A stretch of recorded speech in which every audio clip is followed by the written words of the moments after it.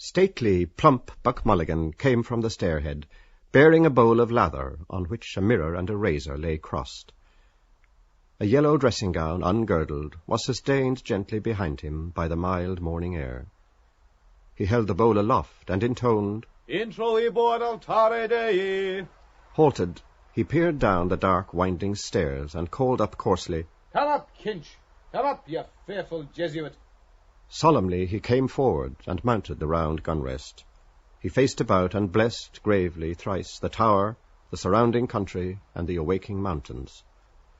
Then, catching sight of Stephen Dedalus, he bent towards him and made rapid crosses in the air, gurgling in his throat and shaking his head.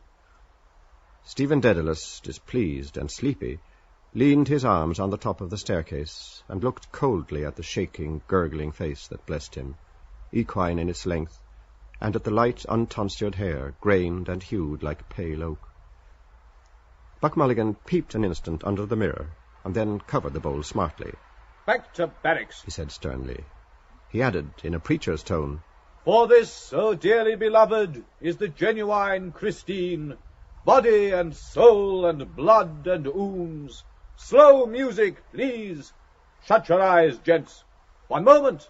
A little trouble about those white corpuscles. Silence, all. He peered sideways up and gave a long, low whistle of call, then paused a while in rapt attention, his even white teeth glistening here and there with gold points. Chrysostomus. 2 strong, shrill whistles answered through the calm. Thanks, old chap, he cried briskly. That will do nicely. Switch off the current, will you? He skipped off the gun-rest and looked gravely at his watcher, gathering about his legs the loose folds of his gown. The plump, shadowed face and sullen oval jowl recalled a prelate, patron of arts in the Middle Ages. A pleasant smile broke quietly over his lips. The mockery of it, he said gaily. Your absurd name, an ancient Greek. He pointed his finger in friendly jest and went over to the parapet, laughing to himself. Stephen Dedalus stepped up, followed him wearily halfway, and sat down on the edge of the gun-rest, watching him still as he propped his mirror on the parapet, dipped the brush in the bowl, and lathered cheeks and neck. Buck Mulligan's gay voice went on. My name is absurd, too. Malachi Mulligan, 2 dactyls. But it has a Hellenic ring, hasn't it? Tripping and sunny like the Buck himself. We must go to Athens. Will you come if I can get the aunt to fork out 20 quid? He laid the brush aside, and, laughing with delight, cried, Will he come? Ah, the jejune Jesuit! Ceasing, he began to shave with care. Tell me, Mulligan, Stephen said quietly. Yes, my love. How long is Haines going to stay in this tower? Buck Mulligan showed a shaven cheek over his right shoulder. God, isn't he dreadful? He said frankly. A ponderous Saxon. He thinks you're not a gentleman. God, these bloody English. Bursting with money and indigestion, because he comes from Oxford. You know, Dedalus, you have the real Oxford manner. He can't make you out. Oh, my name for you is the best. Kinch, the knife blade. He shaved warily over his chin. He was raving all night about a Black Panther, Stephen said. Where is his gun case? A woeful lunatic. Mulligan said. Were you in a funk? I was. Stephen said with energy and growing fear. Out here in the dark with a man I don't know, raving and moaning to himself about shooting a Black Panther. You saved men from drowning. I'm not a hero, however. If he stays on here, I am off. Buck Mulligan frowned at the lather on his razor blade. He hopped down from his perch and began to search his trouser pockets hastily. Scutter! He cried thickly. He came over to the gun-rest and, thrusting a hand into Stephen's upper pocket, said, Lend us a loan of your nose rag to wipe my razor. Stephen suffered him to pull out and hold up on show by its corner a dirty, crumpled handkerchief. Buck Mulligan wiped the razor blade neatly. Then, gazing over the handkerchief, he said, The bard's nose rag, a new art colour for our Irish poets. Snot green. You can almost taste it, can't you? He mounted to the parapet again and gazed out over Dublin Bay, his fair, oak-pale hair stirring slightly. God, he said quietly. Isn't the sea what Algy calls it? A grey, sweet mother. The snot-green sea. The scrotum-tightening sea. Epi oinopa ponton. Ah, Daedalus, the Greeks.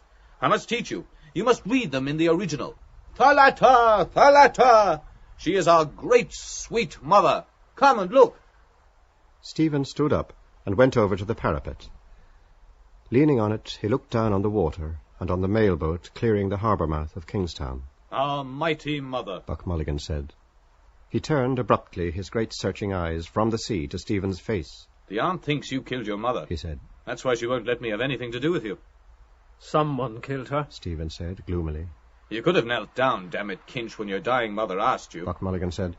I'm Hyperborean as much as you. But to think of your mother begging you with her last breath to kneel down and pray for her, and you refused. There's something sinister in you. He broke off and lathered again lightly his farther cheek. A tolerant smile curled his lips. What a lovely mummer, he murmured to himself. Kinch, the loveliest mummer of them all. He shaved evenly and with care, in silence, seriously. Stephen, an elbow rested on the jagged granite, leaned his palm against his brow and gazed at the fraying edge of his shiny black coat-sleeve. Pain that was not yet the pain of love fretted his heart. Silently, in a dream, she had come to him after her death, her wasted body within its loose brown grave clothes, giving off an odour of wax and rosewood, her breath that had bent upon him, mute, reproachful, a faint odour of wetted ashes. Across the threadbare cuff edge he saw the sea, hailed as a great sweet mother by the well-fed voice beside him. The ring of bay and skyline held a dull green mass of liquid. A bowl of white china had stood beside her deathbed, holding the green sluggish bile which she had torn up from her rotting liver by fits of loud, groaning vomiting. Buck Mulligan wiped again his razor blade. Ah, poor dog's body, he said in a kind voice. I must give you a shirt and a few nose rags. How are the second-hand breeks? They fit well enough, Stephen answered. Buck Mulligan attacked the hollow beneath his underlip. The mockery of it, he said contentedly. Second leg they should be. God knows what poxy bowsy left them off. I have a lovely pair with a hair stripe, grey. You look spiffing in them. I'm not joking, Kinch. You look damn well when you're dressed. Thanks, Stephen said. I can't wear them if they are grey. He can't wear them, Buck Mulligan told his face in the mirror. Etiquette is etiquette.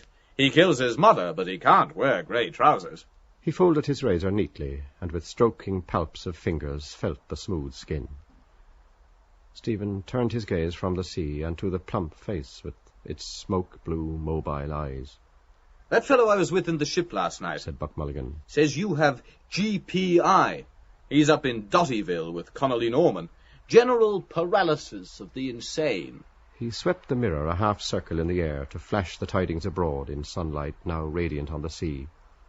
His curling, shaven lips laughed, and the edges of his white, glittering teeth. Laughter seized all his strong, well-knit trunk. Look at yourself, he said. You dreadful bard. Stephen bent forward and peered at the mirror held out to him, cleft by a crooked crack, hair on end.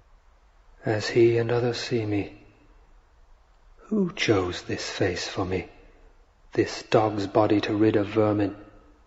It asks me too. I pinched it out of the skivvy's room, Buck Mulligan said. It does her all right. The aunt always keeps plain-looking servants for Malachi. Lead him not into temptation. And her name is Ursula. Laughing again, he brought the mirror away from Stephen's peering eyes. The rage of Caliban at not seeing his face in a mirror, he said. If Wilde were only alive to see you.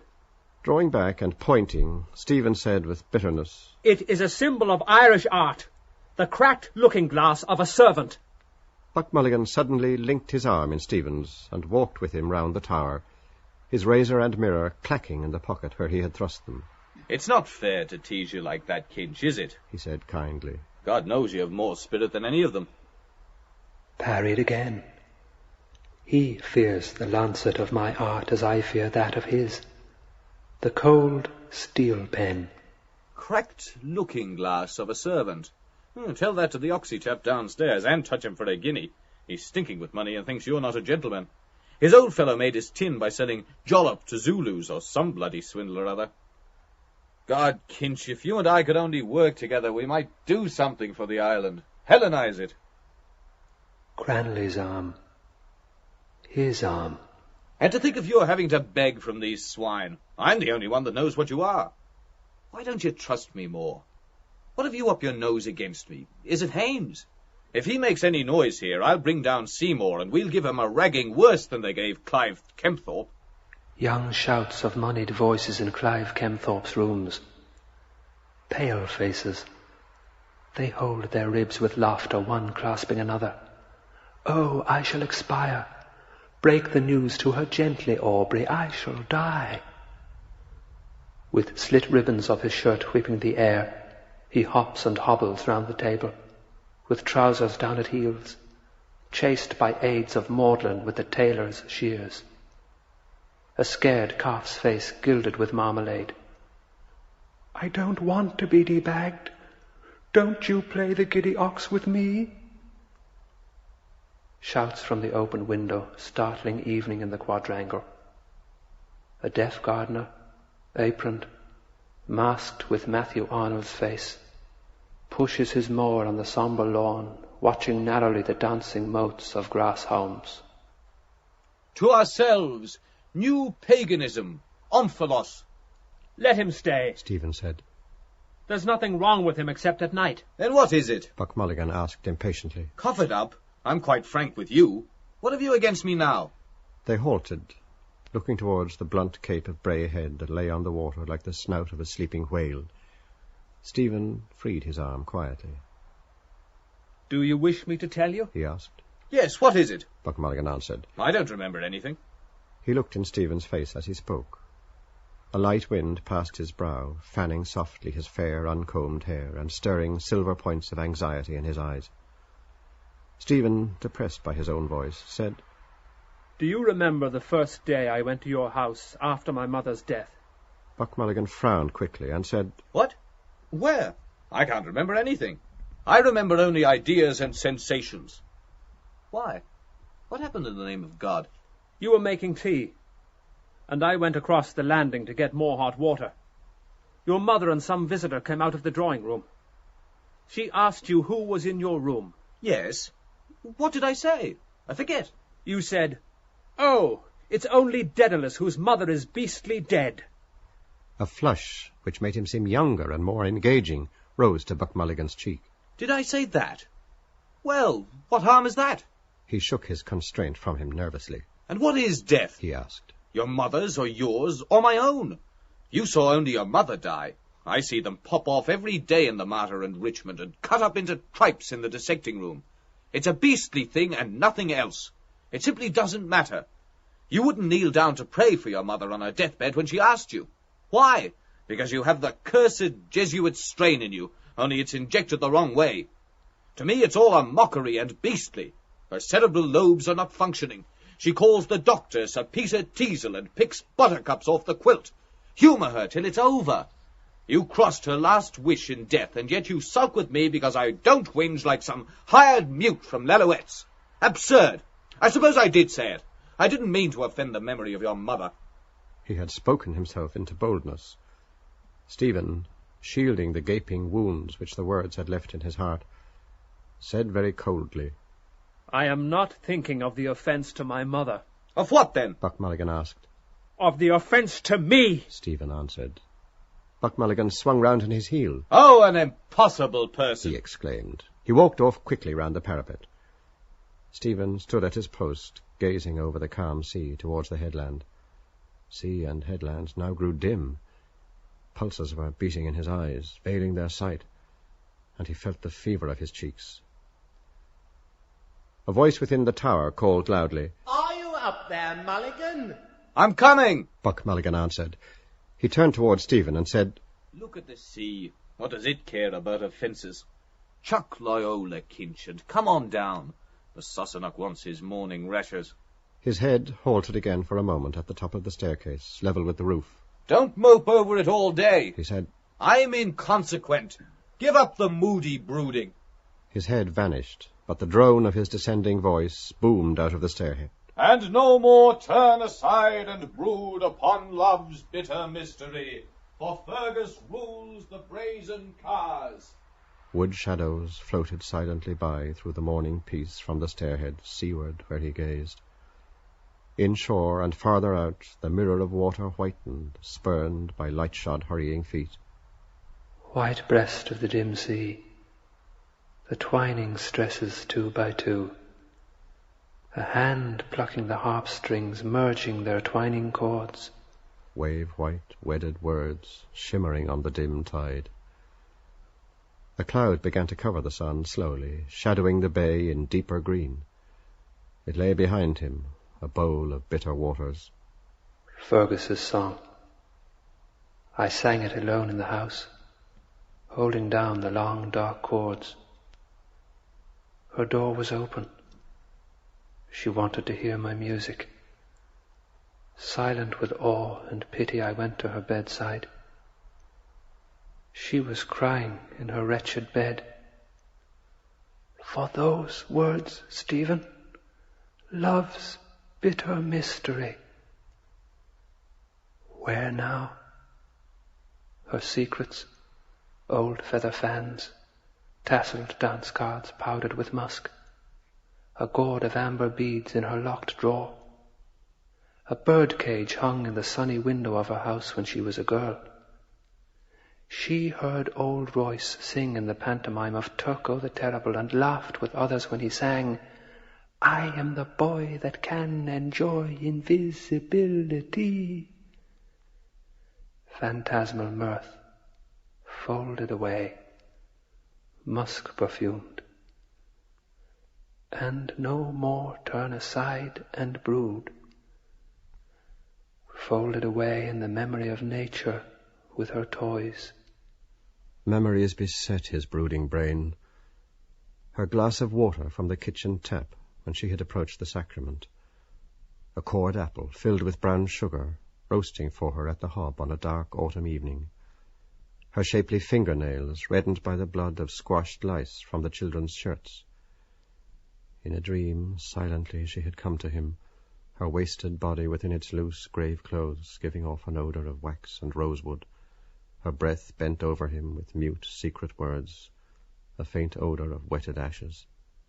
Her glazing eyes, staring out of death, to shake and bend my soul.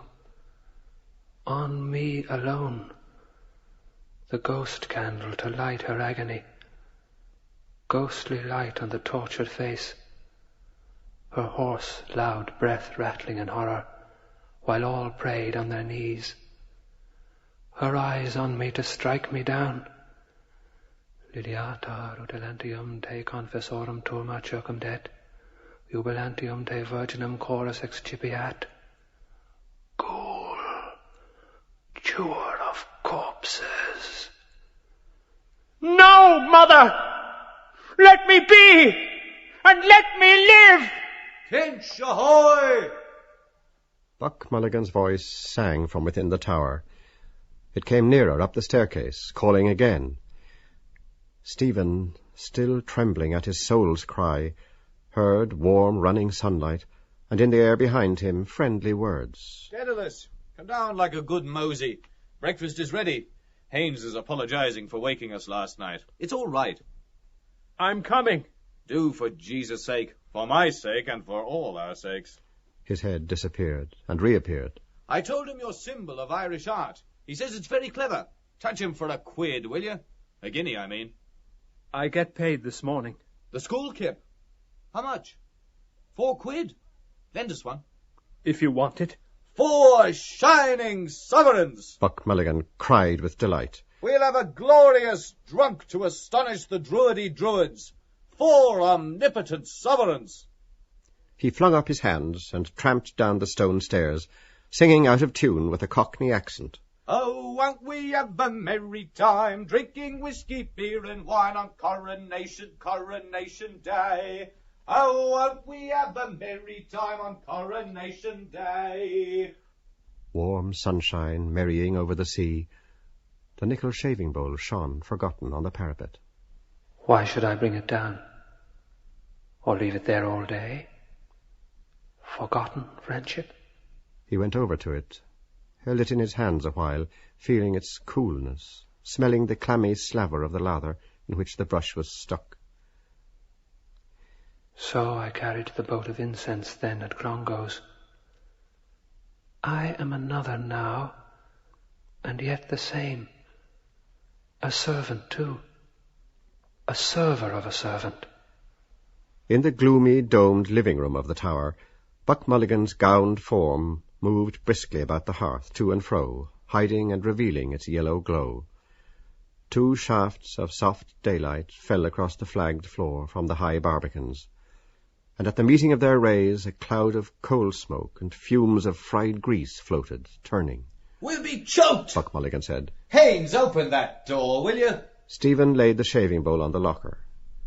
A tall figure rose from the hammock where it had been sitting, went to the doorway, and pulled open the inner doors. Have you the key? A voice asked. "Daedalus has it." Buck Mulligan said. "Janie, Mac, I'm choked!" He howled without looking up from the fire. "Kinch!"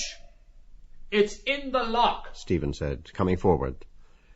The keys scraped round harshly twice, and when the heavy door had been set ajar, welcome light and bright air entered. Haines stood at the doorway, looking out. Stephen hailed his up-ended valise to the table and sat down to wait. Buck Mulligan tossed the fry onto the dish beside him. Then he carried the dish and a large teapot over to the table, set them down heavily, and sighed with relief. "I'm melting," he said, as the candle remarked when... But hush, not a word more on that subject. "Kinch, wake up, bread, butter, honey. Haines, come in. The grub is ready. Bless us, O Lord, and these thy gifts." Where's the sugar? Oh, Jay, there's no milk. Stephen fetched the loaf and the pot of honey and the butter cooler from the locker. Buck Mulligan sat down in a sudden pet. "What sort of a kip is this?" he said. "I told her to come after 8. We can drink it black. Stephen said. There's a lemon in the locker. "Oh, damn you and your Paris fads." Buck Mulligan said. "I want Sandy Cove milk." Haines came in from the doorway and said quietly, That woman is coming up with the milk. "The blessings of God on you." Buck Mulligan cried, jumping up from his chair. "Sit down, pour out the tea there. The sugar's in the bag. Here, I can't go fumbling at the damned eggs." He hacked through the fry on the dish and slapped it out on 3 plates, saying, "In nomine Patris et Filii et Spiritus Sancti." Haines sat down to pour out the tea. I'm giving you 2 lumps each. He said.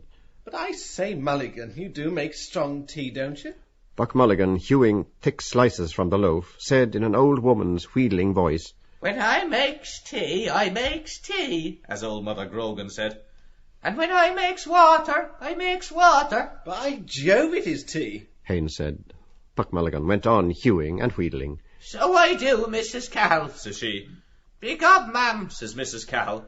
God send you don't make them in the one pot. He lunged towards his messmates, in turn a thick slice of bread impaled on his knife. "That's a folk," he said very earnestly. "for your book, Haines. 5 lines of text and 10 pages of notes about the folk and the fish gods of Dundrum, printed by the Weird Sisters in the year of the big wind."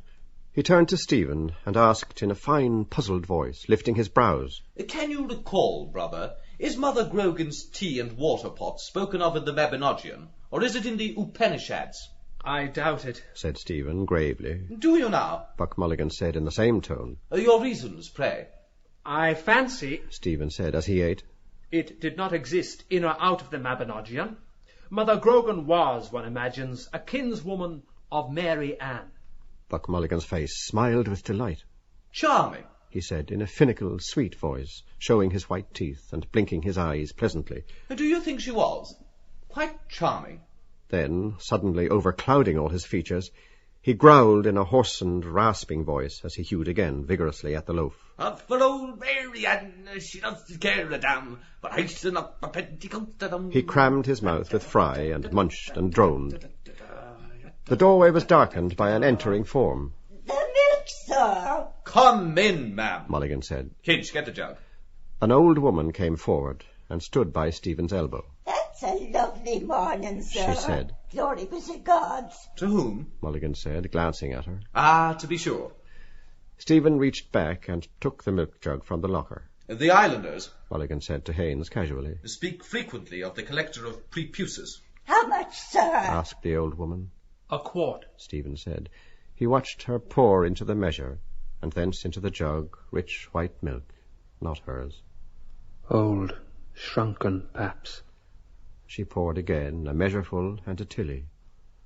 Old and secret, she had entered from a morning world, maybe a messenger. She praised the goodness of the milk, pouring it out. Crouching by a patient cow at daybreak in the lush field, a witch on her toadstool, her wrinkled fingers quick at the squirting dogs. They lowed about her whom they knew, dew silky catter, silk of the kine and poor old woman, names given her in old times.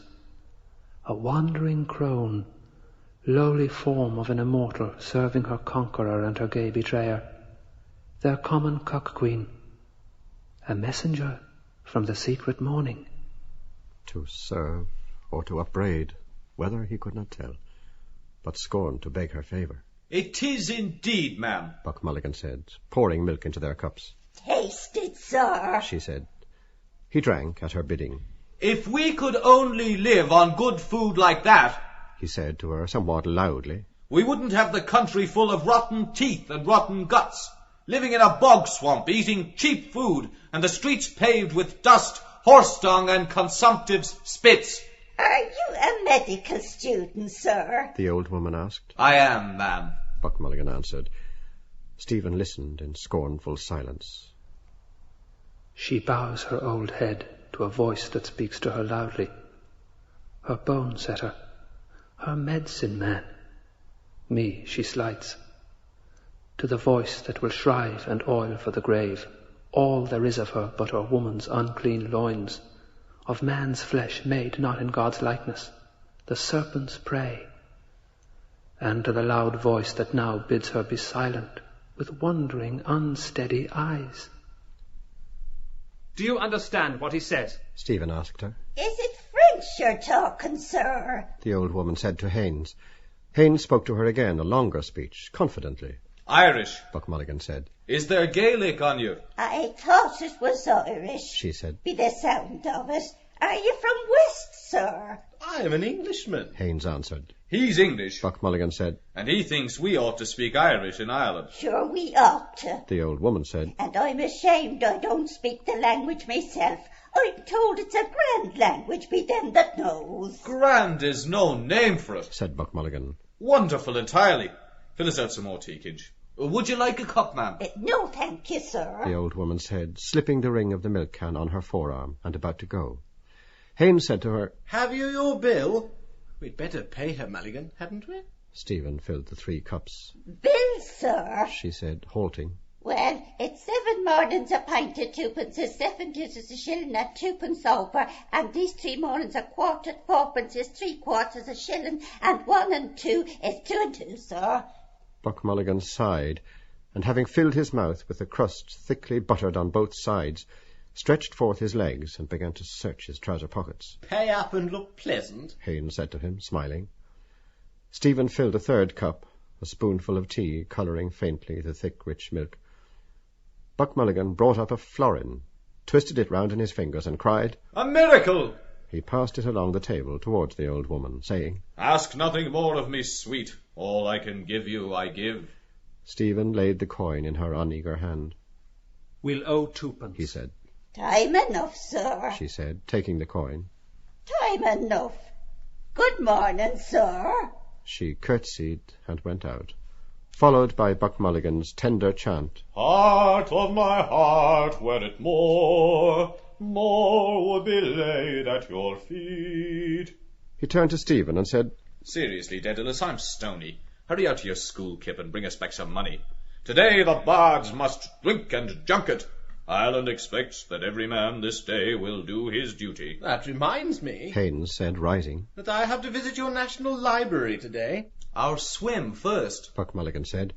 He turned to Stephen and asked blandly. Is this the day for your monthly wash, Kinch? Then he said to Haines, The unclean bard makes a point of washing once a month. All Ireland is washed by the Gulf Stream. Stephen said, as he let honey trickle over a slice of the loaf.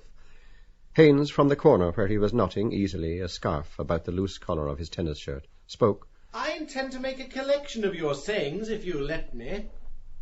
Speaking to me, they wash and tub and scrub. Agon bite of inwit, conscience. Yet here's a spot.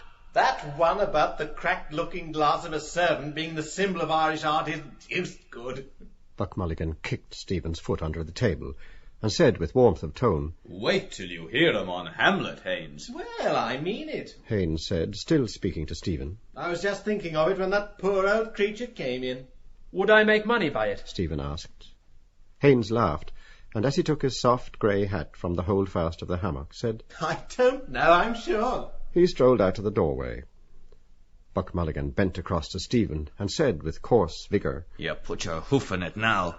What did you say that for?" Well, Stephen said, the problem is to get money. From whom? From the milkwoman or from him? It's a toss-up, I think. "I blow him out about you," Buck Mulligan said, "and then you come along with your lousy leer and your gloomy Jesuit jibes." I see little hope, Stephen said. from her or from him. Buck Mulligan sighed tragically and laid his hand on Stephen's arm. "From me, Kinch." He said. In a suddenly changed tone, he added, "To tell you the God's truth, I think you're right. Damn all else they're good for. Why don't you play them as I do? To hell with them all. Let's get out of the kip." He stood up, gravely ungirdled, and disrobed himself of his gown, saying resignedly, "Mulligan is stripped of his garments." He emptied his pockets onto the table. "There's your snot rag," he said, and putting on his stiff collar and rebellious tie, he spoke to them, chiding them, and to his dangling watch-chain. His hands plunged and rummaged in his trunk, while he called for a clean handkerchief. Agan bite of inwit. "God, we'll simply have to dress the character. I want puce gloves and green boots." Contradiction. Do I contradict myself? Very well, then, I contradict myself. Mercurial Malachi. A limp black missile flew out of his talking hands. "And there's your Latin Quarter hat," he said. Stephen picked it up and put it on. Haines called to them from the doorway. Are you coming, you fellows? "I'm ready." Buck Mulligan answered, going towards the door. "Come out, Kinch. You've eaten all we left, I suppose." Resigned, he passed out with grave words and gait, saying, well nigh with sorrow, "And going forth he met Butterly." Stephen, taking his ash plant from its leaning place, followed them out, and as they went down the ladder, pulled to the slow iron door and locked it. He put the huge key in his inner pocket. At the foot of the ladder, Buck Mulligan asked, "Did you bring the key?" I have it. Stephen said, preceding them. He walked on. Behind him he heard Buck Mulligan club with his heavy bath towel the leader shoots of ferns or grasses. "Down, sir! How dare you, sir?" Haines asked, Do you pay rent for this tower? 12 quid. Buck Mulligan said. To the Secretary of State for War. Stephen added over his shoulder. They halted while Haines surveyed the tower and said at last, Rather bleak in winter time, I should say. Martello, you call it? Billy Pitt had them built, Buck Mulligan said. when the French were on the say. But ours is the Omphalos. What is your idea of Hamlet? Haines asked Stephen. No, no! Buck Mulligan shouted in pain. I'm not equal to Thomas Aquinas and the 55 reasons he has made to prop it up. Wait till I have a few pints in me first. He turned to Stephen, saying, as he pulled down neatly the peaks of his primrose waistcoat, You couldn't manage it under 3 pints, Kinch, could you? It has waited so long. Stephen said listlessly. It can wait longer. You pique my curiosity. Haines said amiably. Is it some paradox? Pooh! Buck Mulligan said. We have grown out of wild and paradoxes. It's quite simple. He proves by algebra that Hamlet's grandson is Shakespeare's grandfather and that he himself is the ghost of his own father. What? Haines said, beginning to point at Stephen. He himself? Buck Mulligan slung his towel stolewise round his neck, and bending in loose laughter, said to Stephen's ear, Oh, shade of Kinch the elder, Japhet in search of a father. We're always tired in the morning, Stephen said to Haines. and it is rather long to tell. Buck Mulligan, walking forward again, raised his hands. The sacred pint alone can unbind the tongue of Daedalus, he said. I mean to say, Haines explained to Stephen as they followed. this tower and these cliffs here remind me somehow of Elsinore. That beetles o'er his base into the sea, isn't it? Buck Mulligan turned suddenly for an instant towards Stephen, but did not speak. In the bright, silent instant, Stephen saw his own image in cheap, dusty mourning between their gay attires. It's a wonderful tale. Haines said, bringing them to halt again. Eyes pale as the sea the wind had freshened, paler, firm and prudent. The sea's ruler. He gazed southward over the bay, empty save for the smoke plume of the mailboat, vague on the bright skyline, and a sail tacking by the Mulligans. I read a theological interpretation of it somewhere. He said, bemused. The father and the son idea. The son striving to be atoned to the father. Buck Mulligan at once put on a blithe, broadly smiling face. He looked at them, his well-shaped mouth open happily, his eyes, from which he had suddenly withdrawn all shrewd sense, blinking with mad gaiety. He moved a doll's head to and fro, the brims of his Panama hat quivering, and began to chant in a quiet, happy, foolish voice. I'm the queerest young fellow that ever you heard. My mother's a Jew and my father's a bird. With Joseph the joiner I cannot agree, so here's to disciples and Calvary.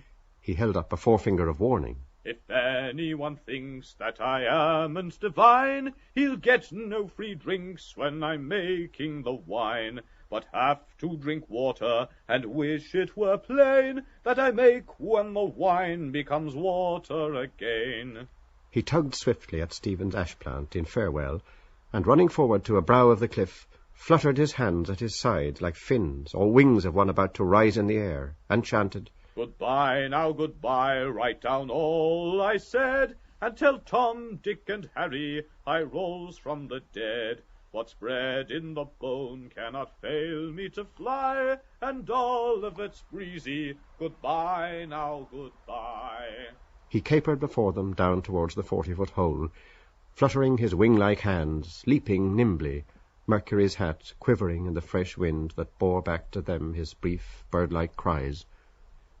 Haines, who had been laughing guardedly, walked on beside Stephen and said, We oughtn't to laugh, I suppose. He's rather blasphemous. I'm not a believer myself, that is to say. Still, his gaiety takes the harm out of it somehow, doesn't it? What did he call it? Joseph the Joiner? The Ballad of Joking Jesus, Stephen answered. Oh. Haines said, You've heard it before?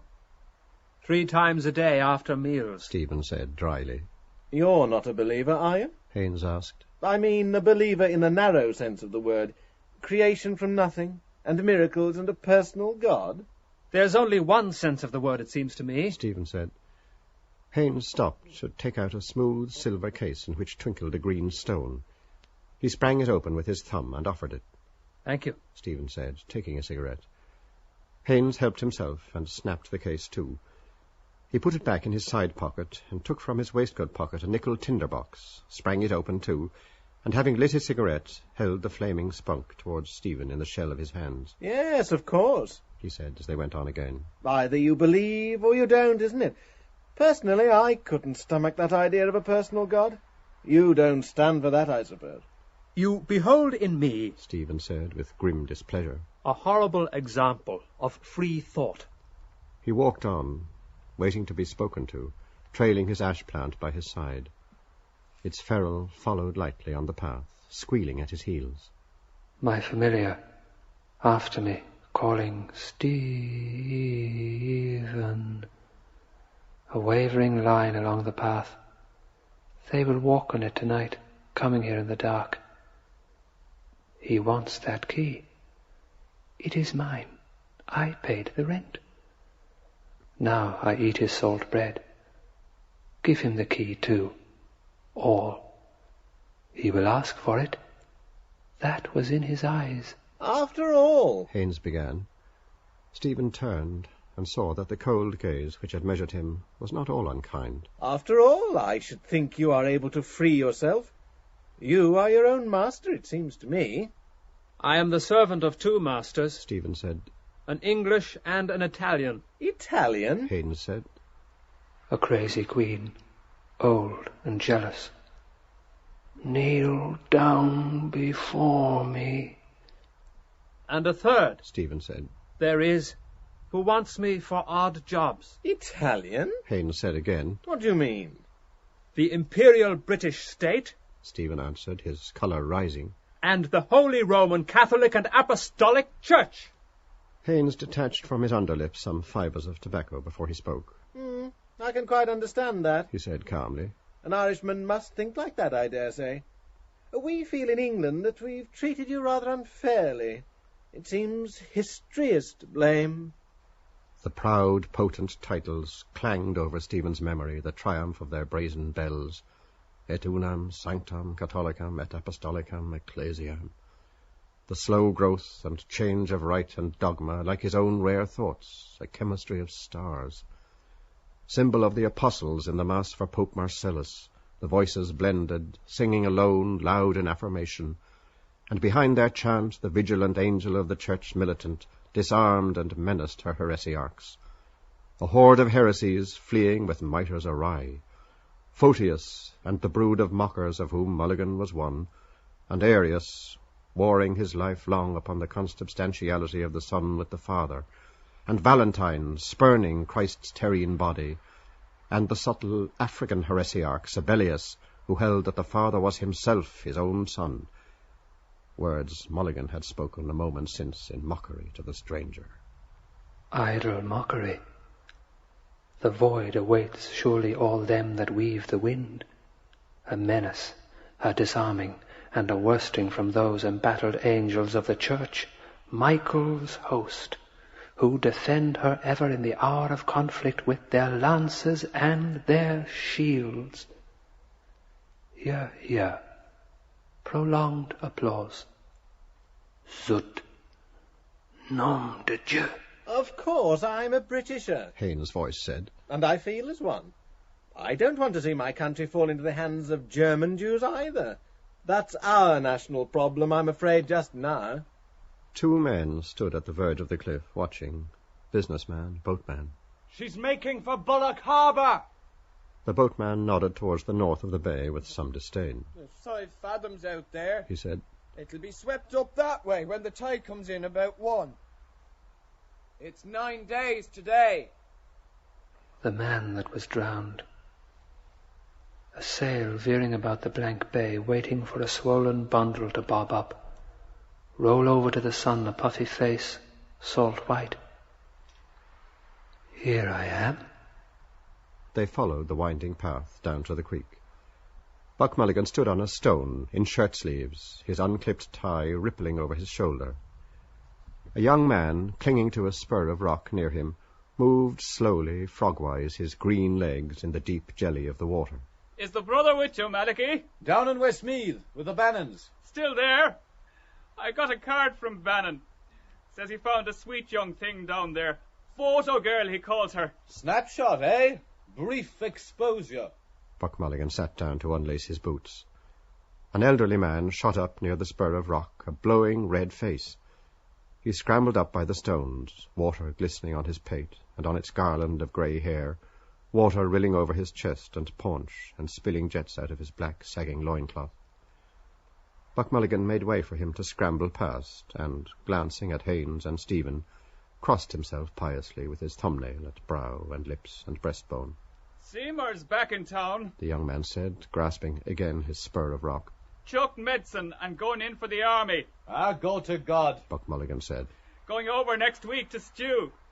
You know that red Carlisle girl, Lily? Yes? Spooning with him last night on the pier. The father is rotto with money. Is she up the pole? Better ask Seymour that. Seymour, a bleeding officer. Buck Mulligan said. He nodded to himself as he drew off his trousers and stood up, saying tritely, Red-headed women buck like goats. He broke off an alarm, feeling his side under his flapping shirt.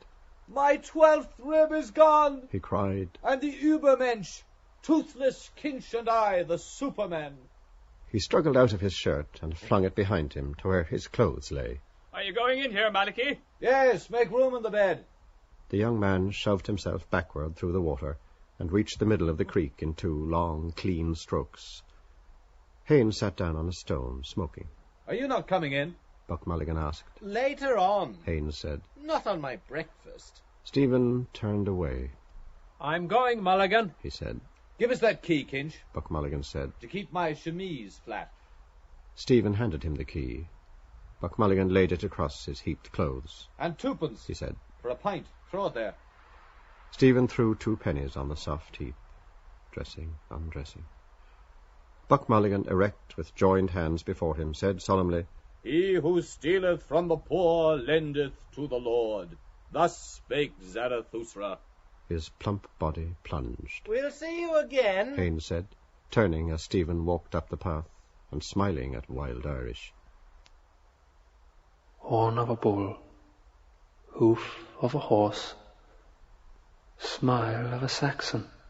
The ship! Buck Mulligan cried. 12:30! Good, Stephen said. He walked along the upward curving path. Viriatar lutenantium, toma circumdet, jubilantium te virginum. The priest's grey nimbus in a niche where he dressed discreetly. I will not sleep here tonight. Home also I cannot go. A voice, sweet-toned and sustained, called to him from the sea. Turning the curve, he waved his hand. It called again. A sleek brown head, a seal's, far out on the water, round. You, sir.